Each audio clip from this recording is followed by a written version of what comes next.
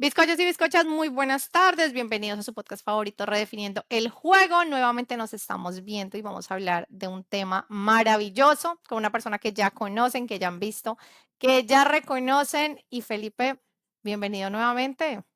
Muchas ¿Cómo vamos? gracias, encantado de estar aquí otra vez. Todo muy bien. Muchísimas gracias por la invitación nuevamente a tu espacio. No, a ti gracias nuevamente por aceptarnos, pero hoy vamos a hablar de un tema que también es muy chévere, que también es controversial y que a veces no le damos la importancia que son las emociones, que nos puede hacer vibrar el deporte. Y quiero que tú empecemos por algo básico, pero que me lo puedas decir tú. ¿Qué nos genera a nosotros los deportes en temas emocionales? Como persona cualquiera, como fanáticos, ¿qué nos genera? El deporte tiene una característica interesantísima y es que es una representación de algo. Es decir, cuando yo veo un deporte, yo soy capaz de imaginarme a mí mismo realizando esa actividad o ese deporte. Por tanto, me identifico mucho con la persona que está allí en el campo, en la pista, en la piscina, donde sea, realizando esa actividad. Entonces genera esa resonancia entre unos y otros. Algunos le podrían llamar esa empatía, de poder intentar sentir lo que está sintiendo el otro. Y lo más importante es de querer sentirlo también. Y ahí es donde nuestras emociones se activan un montón para poder generar esa resonancia. Y tenemos a flor de piel muchísimas emociones con base en lo que estamos viendo de la otra persona que tenemos en la pantalla o en vivo y en directo en el campo también. O sea, nos reflejamos literalmente y nos genera esa adrenalina de querer conectar, de poder gritar, de querer decirle vamos. O sea, es un autollamado a nosotros hacerlo. Tal cual, tal cual. Yo siento la necesidad de poder ser parte de esa actividad también, entonces quisiera estar allí haciendo lo que esta persona hace y eso también me genera que todos mis procesos emocionales se activen en ese momento también. Me vinculo tanto con la actividad, me relaciono tanto con la persona que eso genera que yo esté ahí constantemente enganchado con ese deporte también. Maravilloso. Por eso quiero entrar en algo puntual contigo. Imagínate que yo soy una persona normal y arranco a hacer deporte, ¿cierto? O sea, no sé, no hago deporte constantemente, pero hoy se me dio por hacer deporte. Y Ya. entonces mi amigo me invitó al gimnasio. Y el gimnasio, pues sí, quiero mi cuerpo, quiero encontrar allá, pero entonces, más allá, quiero que entremos más allá.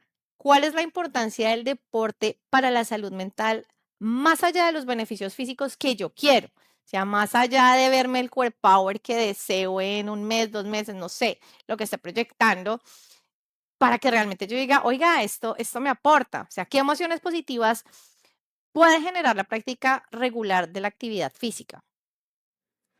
Bueno, yo creo que van estrechamente relacionados y a mí me gustaría que no separemos la parte corporal de la parte mental porque justamente están estrechamente relacionados. Cuando tú haces algún tipo de actividad física con cierta frecuencia, con cierta intensidad, generas unas adaptaciones corporales que, nos guste o no, se transmiten también en la parte mental. Tus circuitos neurológicos se alteran, se ven modificados, se cambian, la frecuencia cardíaca incrementa, lo cual hace que también tu cerebro reciba más sangre, por ende más nutrientes, más oxígeno, más glucosa vas a necesitar, en fin. Y eso también modifica un poco la configuración de tu funcionamiento neurológico. Entonces eso hace que pienses de una manera diferente, siendo muy reduccionistas en el tema, pero al final del día, eso que estás haciendo a nivel físico se puede trasladar o se puede traducir también en una repercusión mental y psicológica. Y eso hace que la persona que está realizando la actividad física también note ciertos beneficios, no solo en su salud física, sino en su salud mental, a pesar de que la actividad que está haciendo aparentemente sea única y exclusivamente física. Sí, y quisiera decirte entonces, imagínate que yo como persona normal, después entré en el área competitiva y se me dio por ir a hacer CrossFit e ir a competir y a mejor dicho, pues, sacudirme porque, no sé, literalmente encontré una adicción en el deporte. ¿Es bueno tener ese tipo de adicciones donde yo lleve al fallo el cuerpo? Ahí nos encontramos con una situación clave y con una frase típica que se dice que si me permites el espacio para desmentir acá, que usualmente, no sé si has escuchado esta frase, yo la escucho todos los días de mi vida y es que el deporte es salud. Entonces, ahí a mí me gustaría decir, no, el deporte no es salud. Si nosotros queremos hablar de salud, hay otros conceptos, hay otros términos. Está la actividad física, está el ejercicio, está incluso el mismo entrenamiento. Pero el deporte, si lo entendemos como el deporte de alto rendimiento, es decir, esta actividad arreglada que busca el rendimiento, que busca un resultado, no es salud, porque lo que estás haciendo es llevar tu cuerpo al límite, como tú muy bien lo dices. Entonces ahí también tenemos que diferenciar un poco esta persona que encuentra en el deporte su actividad principal, es decir, es su profesionalismo y ese es su trabajo, esa es su actividad y tiene, por tanto, que llevar su cuerpo a ciertas condiciones, mientras que otra persona lo hace desde una perspectiva un poco más recreacional, con otros objetivos diferentes, en otra intensidad diferente, en otra duración diferente, en fin. Entonces, si en tu ejemplo esta persona se ha emocionado tanto, incluso siendo deportista, la palabra adicción también tiene una connotación que no debería tener cabida allí, porque si te obsesionas con el deporte, pues también caes en un mecanismo de recompensa que a lo mejor no es el más saludable también. Entonces hay que manejar todo en su justa medida y en su proporción en ese sentido también. Como muy bien lo indicas, muchos asocian el deporte con la competitividad. Y la competitividad para mí genera estrés, porque siempre estás queriendo lograr. O sea, estoy ahí y quiero lograrlo y lo voy a lograr. Y si ya tengo ese proceso, me literalmente llevo mi cuerpo también a un estrés de como sea lo voy a lograr, como sea. Pero entonces, ¿cómo podemos enfocarnos en el deporte como una actividad placentera, que me dé gusto y que también me genere los beneficios para mi bienestar emocional, independientemente del nivel de rendimiento que yo tenga? O sea, ¿qué Ujú. papel crees tú que juega la autocompasión en este proceso? Juega un papel importantísimo, pero también yo creo que el punto clave aquí es que nosotros como sociedad tenemos que trabajar mucho en redireccionar o en redefinir varios conceptos y uno de ellos es el de la competición, ¿no? El competir le hemos dado una connotación que es para algunas personas negativa y para otras personas absolutamente necesaria e indispensable. Y es, nosotros estamos compitiendo constantemente en nuestra vida, pero el papel que le damos a esa competición, el peso que le damos a esa competición, la interpretación que le damos a esa competición, es lo que va a marcar la diferencia en una relación saludable con un deporte o con incluso el sedentarismo también. Si yo intento vincularme a una actividad física, a algún ejercicio, a algún deporte, y quiero, digamos que tener un objetivo que no sea competitivo, lo puedo hacer sin ningún problema. Mientras que si voy a buscar un objetivo que sea más competitivo, pues tengo que asegurarme que yo me la llevo bien con ese concepto también, que esa competitividad no me va a generar más problemas que ganancias. Entonces ahí es donde tenemos que analizar muy bien ese concepto, porque, por ejemplo, tú lo has dicho, para mí competir implica estrés, para ti, para muchas otras personas. Sin embargo, nos vamos a encontrar muchas otras personas que si no encuentran ese componente de competitividad, se aburren y no le encuentran ningún tipo de ventaja o ningún tipo de ganancia o de satisfacción al hecho de estar en actividad física. O sea, tienen que encontrar esa gracia, eso que les motive también a muchas personas. Sin duda alguna. Y la competitividad no necesariamente es eso. Para algunas personas sí, para otros no. Tendrán que encontrar cada uno en la medida de sus posibilidades y de sus expectativas también qué los moviliza hacia un deporte o hacia otro también. Hablemos de deportes. Dentro de tu amplia gama de conocimiento en los diferentes deportes que ya has trabajado, Ujú, ¿crees que hay diferentes deportes o actividades físicas que recomendarías para diferentes perfiles emocionales? Te voy a dar un ejemplo. Yo sé que ya me dijeron tengo ansiedad. ujú. ¿Qué deporte me recomendarías que me genere calma? ¿O qué deporte definitivamente ni por el carajo puedo tener teniendo ansiedad? Pues eso va a ser muy variado. Digamos que yo te puedo decir que existen muchos estudios y es una de las cosas que la psicología deportiva ha intentado investigar más al respecto de cómo vincular la actividad física con la salud mental, porque sí existen relaciones importantes. Entonces, yo te puedo decir que existen algunos estudios que nos indican claramente que si estás diagnosticado con un cuadro de ansiedad, hay ciertos tipos de ejercicios que te pueden favorecer más. Por ejemplo, se ha encontrado que sesiones de entrenamiento largas o digamos que durante periodos de tiempo prolongadas, es decir, por semanas, tienen mayor efecto en el tipo de ansiedad que manejan algunas personas. Es decir, que no me basta con entrenar poquito, sino que tengo que hacerlo recurrentemente. Dependerá mucho del tipo de ansiedad que tengas, si es una ansiedad que nosotros llamamos ansiedad de estado o ansiedad rasgo también. Vamos a encontrar beneficio en deportes que manejen intensidades más o menos entre el 40 o el 70% de la frecuencia cardíaca máxima también. Algunos estudios también han encontrado que los mayores beneficios se encuentran en sesiones de entrenamiento que sean superiores a los 30 minutos. Algunos han encontrado efectos en menor tiempo, pero digamos que los mayores beneficios, hablando exclusivamente de ansiedad, se encuentran en sesiones que sean un poquito más largas de la media hora también. Para ejercicio anaeróbico también, por ejemplo, levantamiento de pesas o cosas así, también se han encontrado beneficios, pero con cierta frecuencia, con cierta rigurosidad. Entonces, yo creo que al final del día, con esto que te quiero transmitir, no podría arriesgarme a decir, hay un deporte particular de haz esto o haz lo otro, porque al final del día, algo que me gustaría transmitir es que el problema nunca, nunca, nunca, nunca, nunca, nunca va a ser el deporte. El problema es el tipo de deporte también.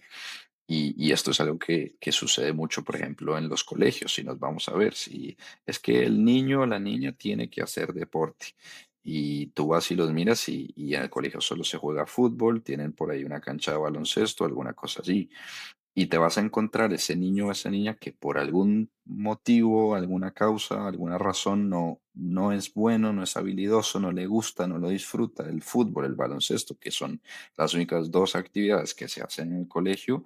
Entonces caemos en el error de pensar de este chico, esta chica no es atlética, no es buena para el deporte y lo rotulamos o la rotulamos con esto.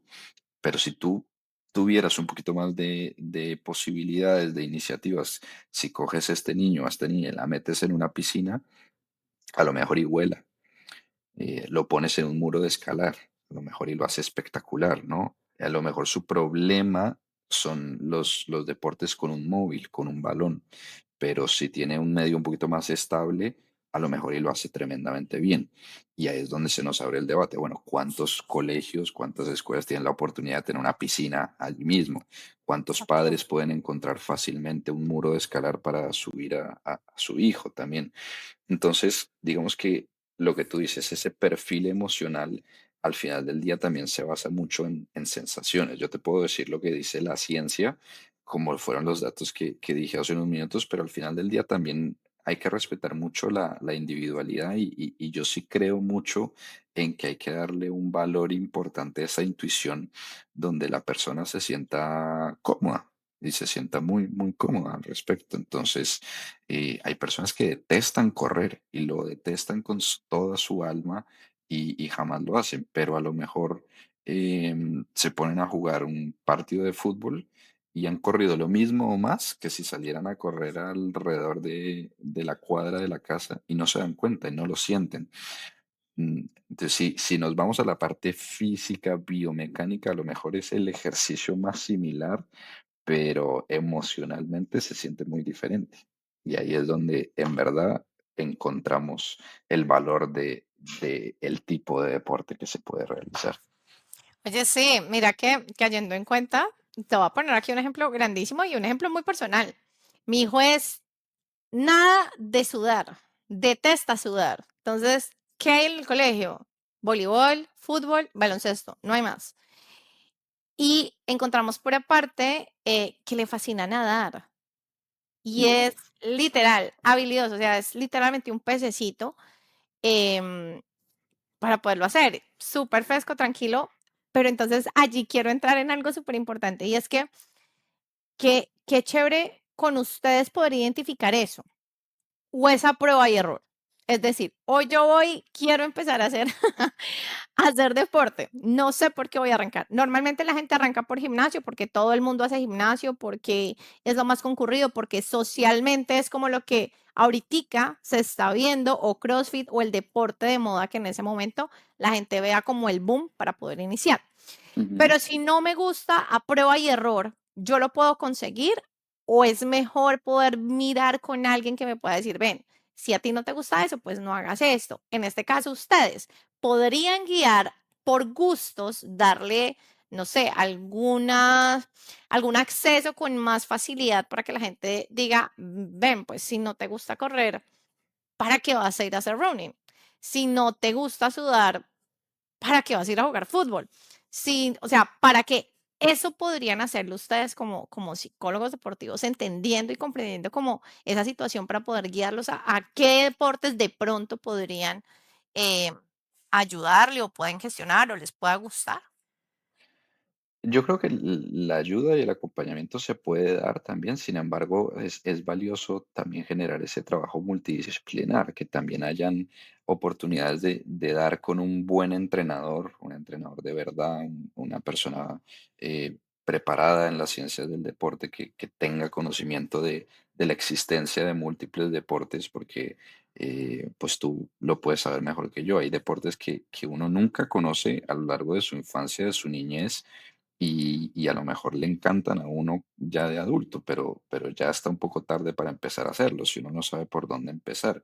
Sí creo que hay características transversales que se deben trabajar, por ejemplo, lo que tú mencionabas del gimnasio, más allá de que sea una moda o algo, también podemos invitar a la gente a realizar ese tipo de actividades porque ya se sabe que el entrenamiento de fuerza es absolutamente indispensable para un buen rendimiento, no solo físico, sino también mental, y más del rendimiento es un tema de salud también.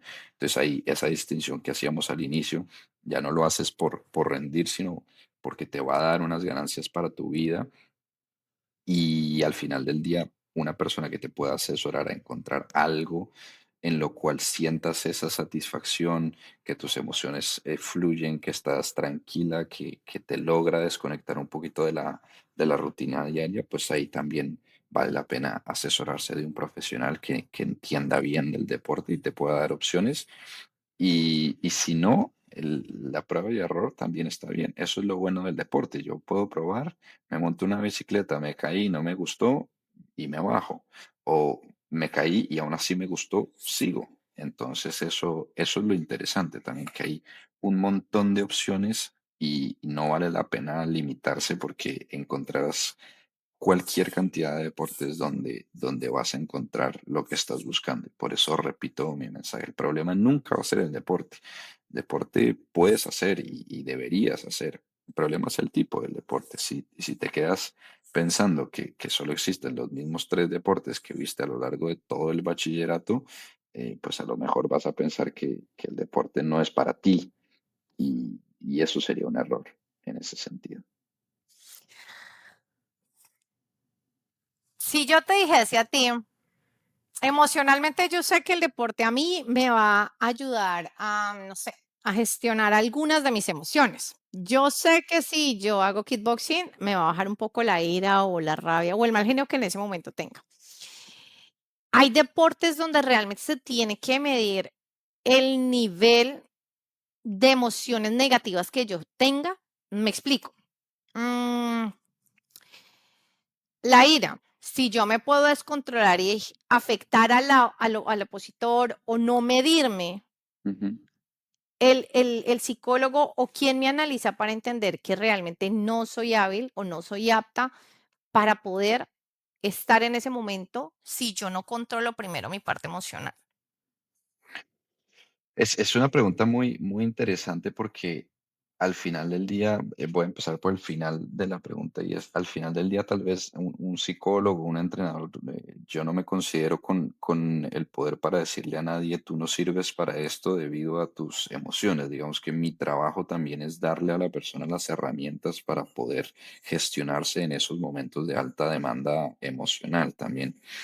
Y lo interesante de todo esto es que al final del día la persona adquiera esas habilidades y pueda hacer lo que lo que le gusta hacer. Por ejemplo, y te lo puedo decir, uno de los mayores mitos que hay es una persona que hace artes marciales o algún deporte de combate es porque vive enfadada y tiene rabia con el mundo, entonces tiene que sacarlo a golpes.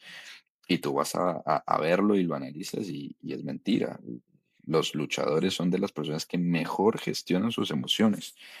Lo que pasa es que viven de un deporte que es, yo te diría, un 80% show y espectáculo. Entonces les toca sacar un poco de teatralidad en ese sentido. Pero es un control de sus propias emociones muy interesante, una gestión. Y por otro lado, es mencionarte que tal vez no deberíamos ver las emociones como positivas y negativas y catalogarlos de esa manera, sino como emociones en general. La emoción es un proceso psicológico básico, digamos que es bastante antiguo y primitivo, podríamos decirlo, con toda la complejidad que conlleva.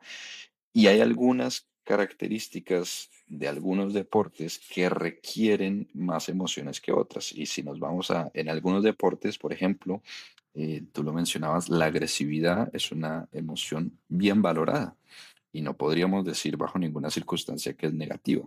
Si yo entro a algún deporte X con cierta pasividad, a lo mejor y no me voy a desempeñar bien, o a lo mejor las personas a mi alrededor van a decir, este tipo no sirve para este deporte, no lo está haciendo bien, por mi falta de agresividad. Pero si yo salgo a la calle con esa agresividad, lo tildan y lo catalogan como malo, ¿no? Entonces, eso justamente es lo realmente interesante de las emociones. Si lo planteamos muy minimalistamente, muy reduccionistas, es como un switch. Es poderlo prender y apagar en el momento en el que yo lo necesite. Y es cuando entro a mi deporte, cuando entro a la cancha, a la piscina, a la pista de carrera, lo que sea, ¡pum! Le doy clic y soy capaz de enfocarme y de poner a mi disposición esa emoción que me va a facilitar el desempeño en ese momento. Y cuando salgo, puedo apagarlo y prender otro que antes no tenía y así sucesivamente, ¿no? Esa habilidad, ese prender y apagar switch, mover botones, girar perillas, es lo que llamamos justamente la gestión emocional. Se logra con el deporte, se logra con el aprendizaje, se logra con terapia. ¿Cómo logras primero canalizar cuándo lo prendo, cuándo no lo prendo? ¿Cómo yo llego a ese punto de poder reconocer que sí soy capaz de gestionar mis emociones de acuerdo en el momento en el que estoy? Y Depende, no equivocarme, pues que a veces puede pasar que, no sé, se me cruzaron los cables. Y, y entonces allí el switch me falló y entonces ya no pude hacer ese control de encender y apagar. ¿Cómo lo logras? depende, como todo. Hay personas que después de 10 años de terapia nunca lo logran y pasan por la vida con un descontrol emocional impresionante. Hay otras personas que nunca jamás en su vida recibieron una psicoeducación de lo que son las emociones y lo traen.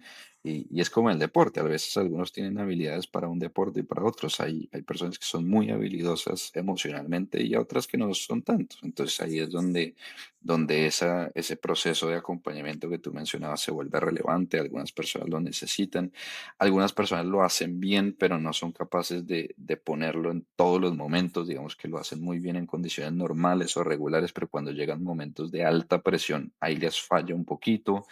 Hay otros que pasa totalmente lo contrario. En el día a día son un desastre emocionalmente hablando, pero cuando llegan momentos de alta tensión, se logran enfocar, se logran regular, se logran centrar en lo que tienen que hacer y uno dice, wow, ojalá fuera así en el día a día también, ¿no? Entonces, hay de todo un poco. Entonces, hay gente que la experiencia le enseña y el partido tras partido tras partido de que se pelea, lo expulsa y tal, pues termina aprendiendo la lección.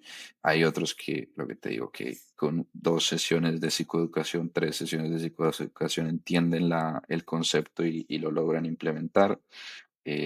No hay una respuesta certera para tu pregunta, pero podría decirte que es de todo un poco y dependerá del perfil de la persona también. Si yo me choco, como tú lo dices, depende. Yo levanto la mano, tú me enseñaste 3, 4, 10, 20, no sé. A la final la logré y Ujú, encontré esa habilidad de poder encender y apagar y poderlo lograr. La estructura a veces emocional es que yo siempre estoy como atento a mi entorno, ujú. atento al exterior.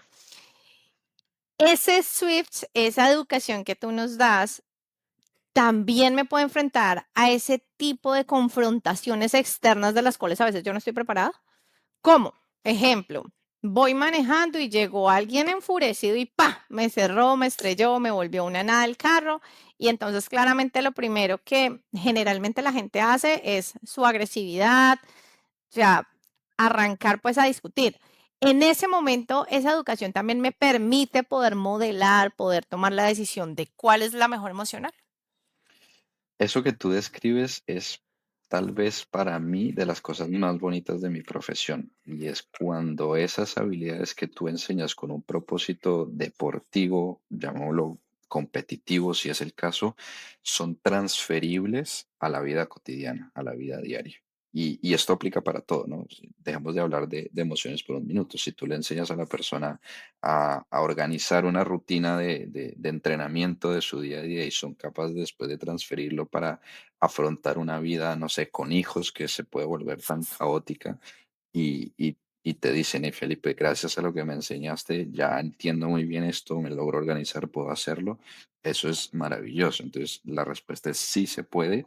Es un nivel muy alto ya de trabajo, digamos, y, y es el ideal para mí de este trabajo, ¿no? De poderle dar a la persona herramientas que no solo le van a servir dentro del campo, sino también fuera de él. Y ahí es donde también nuestro trabajo cobra muchísimo. Nuestro trabajo me refiero en conjunto, deportista como la persona que acompaña. Ahí es como cuando nos miramos a los ojos y encontramos como ese sentido y esa realización de que las cosas se han hecho bien y de que todo ha valido la pena. Magnífico, magnífico, porque siento que a veces ese control emocional que tú le llamas, nos hace falta.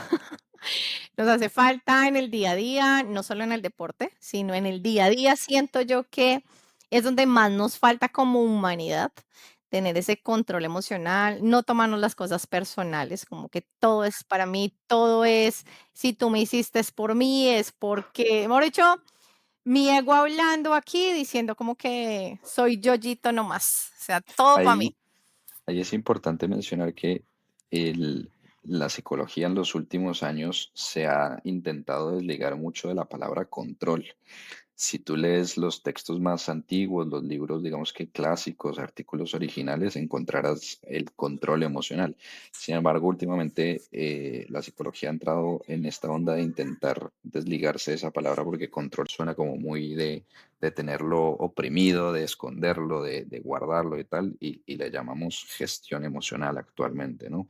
Hay algunas personas que dicen que es exactamente lo mismo, pero pues también para los que nos están escuchando, si en algún momento ven, leen, escuchan esa palabra, gestión emocional, pues hace referencia un poquito más a eso también, pero es un tema también de uso del lenguaje. Que es importante. O Sí, sea, creo que entre control y gestión la cosa varía un montón, sí, sí, sí, varía sin un duda. montón. Pero es súper importante esto que indicas y siento yo que, a ver, no, ya lo ampliamos un montón. Con la anterior y con esta creo que el concepto va ampliando mucho más. No solo tengo que estar triste, no solo tengo que estar deprimida, no solo tengo que tener emociones encontradas, frustrada ni demás, sino que la psicología también me ayuda a guiarme a ser mejor persona, a determinarme, a concentrarme, a buscar cosas que de pronto no encuentro.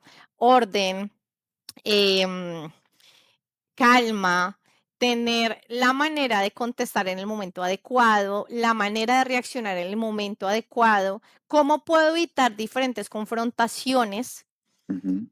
en los momentos que no se debe simplemente por no tomarme las cosas tan personal. O sea, eso es algo que aprendí muchísimo después de muchísimo tiempo y es a no tomarme las cosas tan personal. El alivio tan grande que a uno como persona le genera es liberador.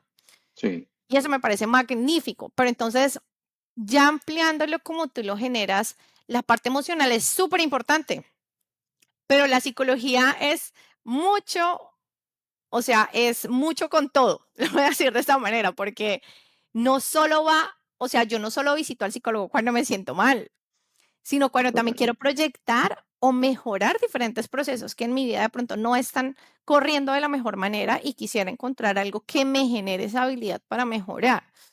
Por eso quiero entender, mira, hay muchos oyentes que claramente no hacen ejercicio constantemente Ujú. por miedos, porque encontramos mucha gente con miedos a ser juzgados, por la estética, de que te vayan a juzgar la manera en que lo haces, porque hay muchas personas que lamentablemente sí han tenido un bullying terrible por su aspecto físico, por la manera en que generan, en que practican el deporte, por la manera en cómo visten, porque lamentablemente la sociedad a veces es muy agresiva y muy burlona y es muy respetuosa en esos diferentes procesos que no respetamos cuando las personas quieren iniciar.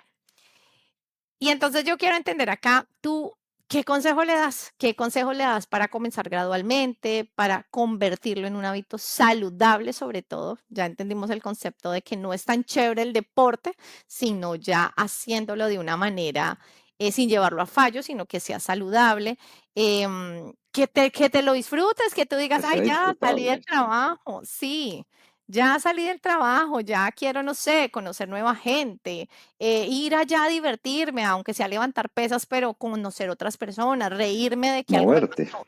Sí, salir de esa zona que a veces me estresa tanto y tener un momento liberador, de goce, de encontrar esa chispa que yo diga, ah, me motiva a ir. Ujú. Bueno, yo creo que ahí es importante entender un poquito cómo funciona la motivación también. Nos han vendido una idea que para ir al gimnasio, digamos, por poner un ejemplo de actividad física, yo necesito tener motivación, pasar a la acción y después llegan los resultados eventualmente, ¿no? Entonces, yo necesito motivarme para poder ir al gimnasio, levantar las pesas o subirme en la caminadora y después ya me voy a ver de cierta manera. O también pasa por aspectos incluso materiales, de yo necesito correr, entonces necesito tener unas zapatillas que cuestan no sé cuántos millones para poder correr bien y después sí, ya me voy a sentir un maratoniano o lo que sea, ¿no? Pero yo creo que el modelo podemos entenderlo de una manera diferente y es, primero pasa a la acción, sin importar qué, haz algo, muévete de alguna manera, así sea lo más mínimo. Después van a llegar los resultados si lo haces consistentemente y ahí es cuando aparece la motivación. Y ahí es donde el ciclo se empieza a unir y se empieza a conectar. La motivación es lo último que llega. Porque yo me he encontrado con muchos consultantes que me dicen, no, Felipe, es que no tengo la motivación para pararme y para ir. Y es que no necesitas la motivación no está en ese momento del proceso, la motivación llega al final cuando te das cuenta de que has sido capaz, a pesar de las circunstancias que tengas, las que sean en tu vida, de pararte e ir en este caso al gimnasio, de subirte en la bici, agarrar las pesas, lo que sea, y ahí es donde la cosa se genera. Entonces, ¿qué les puedo decir? Es, hay que arrancar actuando. Y actuar no implica una cosa súper grande, súper fantástica, ¿no? De tengo que correr una maratón para empezar. No, no, no, no. Es arranca caminando. Mm, por eso estas métricas que existen hoy en día, si se miran de la manera adecuada, son interesantes. Y es arranca por los pasos. Estamos ahora que los de 10.000 pasos del día, bueno, no hagas 10.000, haz 1.000. Mm, pero da pasos, ¿no? Así sea dentro de tu apartamento que tiene 20 metros cuadrados, dale la vuelta a la mesita de centro que tengas y ya está. Y es un día, eso el otro día. Y lo vamos generando para que al final del día te des cuenta de que has sido capaz de hacerlo, de que has sido capaz de mantenerlo y eso te va a llevar después a los objetivos más grandes que puedas tener. Y ahí arrancamos con una idea y es que es salud y es que es un bienestar básico. El tema corporal, el tema de imagen, el tema de estética, eso llega después.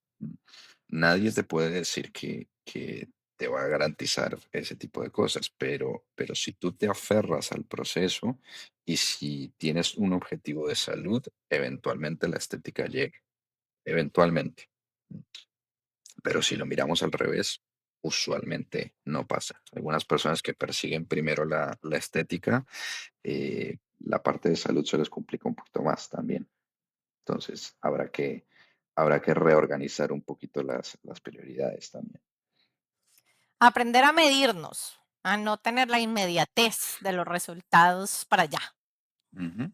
Eso es un punto clave que tú dices, es si lo podemos recomendar de alguna manera, es cambiemos la mentalidad de resultado por una mentalidad de proceso. Y es, no voy a salir a correr porque estoy buscando algo, es que voy a salir a correr por salir a correr.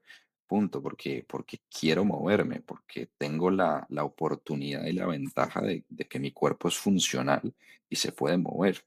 El día que uno está enfermo en casa y así no tenga ninguna enfermedad grave, no sé, te intoxicaste con alguna comida, te dio una gripa y no te puedes parar de la cama, ahí es donde realmente extrañas eso. Y cuando te duele el cuerpo y te duelen músculos que ni siquiera sabías que tenías, ahí es donde notas y dices, wow, todo este mecanismo que yo tengo para trasladarme del punto A al punto B es realmente interesante poderlo mover y poderlo ejercitar también y tratarlo con respeto también. ¿Ves algo súper importante? Porque hay algo chévere y es una frase que a mí sí me gusta y es, amemos nuestro proceso sin compararnos con los demás. Mm, Y algo que nombraste, oye, me gustó esa frase que dijiste, es que no hay que dar explicaciones a todo. O sea, yo no voy a ir a comer, ¿por qué tenemos que dar explicaciones? No, simplemente disfrútate, disfrútate. Voy a salir a caminar, es perfecto. Vas a ujú. ir a correr, perfecto. Vas a- hazlo, hazlo, porque algo que nos han dado las redes sociales es que tenemos que explicar todo. Todo se tiene que explicar, todo se tiene que hablar y no, hay cosas que siempre recomiendo y es mantengan su parte muy importante es tengan su vida personal bien guardada. Hay cosas que uno puede compartir, está perfecto, pero hay explicaciones, a explicación no pedida, explicación no dada. ¿Para qué? Yo tenía una conversación en estos días donde hablábamos y decíamos, si no justificamos nuestros, entre comillas, malos hábitos, ¿por qué tenemos que justificar los buenos? Mm, ¿Yo por qué tengo que justificarle a una persona por qué me despierto a las 5 o 6 de la mañana, lo que sea, y yo no justifico que me veo una temporada entera de Netflix un día metido entre las cobijas? Es para unas personas una cosa es buena y para otras la otra es así y a ninguna la vemos por ahí dando explicaciones también. Entonces, si sobrepensamos tanto, evitamos pasar a ese primer paso que te mencionaba, que es la acción. Y ahí es donde la cosa se empieza a complicar, porque lo dilatamos, lo dilatamos, lo dilatamos en el tiempo y eventualmente eso hace que los resultados tarden en llegar y por ende la motivación en ocurrir. Total, total. Felipe, para terminar, hay algo que es muy importante y es cómo crees tú que podemos promover una visión más positiva y más saludable del deporte. Deporte, actividad física, práctica deportiva, pero alejándonos sobre todo de la presión por el rendimiento y el culto al cuerpo. O sea, ese papel que juegan las redes de compararnos, de los resultados, de la ropa ceñida, del core power que todas o todos quieren tener, porque ahorita nos medimos por temas estéticos y realmente lo vemos como promovámoslo de una manera positiva. Es que más allá del físico hay muchas más cosas positivas. A mí me gustaría sugerir algo que me parece interesante y es la parte lúdica, no olvidarla. Por supuesto, si hablamos de un deporte, podemos entender que la gran mayoría de deportes, no todos, pero la gran mayoría de deportes nacieron siendo juegos. ¿Sí? Y si una persona recupera ese disfrute por hacer alguna actividad, independientemente del resultado, del si se gana o se pierde y tal, y simplemente salir por intentar disfrutar y pasarla bien, generamos una buena relación con el deporte también en ese sentido. Entonces, si yo soy capaz de encontrar esa actividad, como hablábamos, en lo que me siento bueno, lo hago medianamente bien y además lo disfruto, hazlo, hazlo. Entonces, si nos desligamos de esa parte, como tú lo decías, estética, y es porque corres, porque me gusta correr, porque lo disfruto. ¿Y por qué te montas en una bicicleta? Porque me gusta la sensación, ¿no? Uno se monta en una bicicleta y el otro se montará en un parapente. Y la sensación al final del día es la misma. El mecanismo neurológico de recompensa es exactamente el mismo.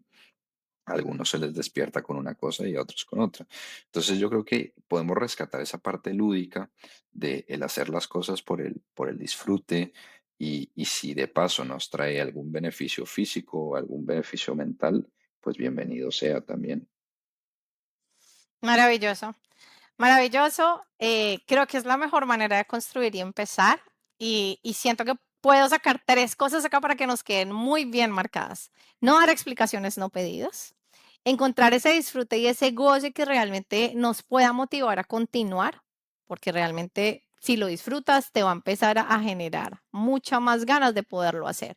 Y Ujú. 3, dejar de depender de los demás, de cómo te ven, de cómo se ven, de cómo los ves, de cómo, o sea, hay que saber también amar nuestro proceso, entendiendo que la primera parte es empezar.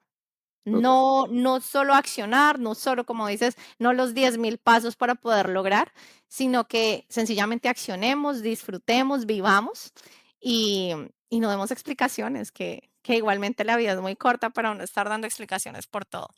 Absolutamente. Y si le podría sumar una más ya para cerrar, es familiaricémonos con las sensaciones, también con lo que implica realizar una actividad. Si a mí me gusta, no sé, salir a jugar al fútbol, pues que yo entienda que cuando juego al fútbol me siento así y que eso es beneficioso para mí, me gusta, lo siento, lo disfruto, en fin, y que eso me va a traer ciertas cosas. Muchas personas no inician una actividad deportiva porque no les gustan las sensaciones que experimentan tanto corporalmente como mentalmente. No les gusta sudar, no les gusta sentir el corazón que se les sale o el cuello que se les hincha de alguna manera, las manos, en fin.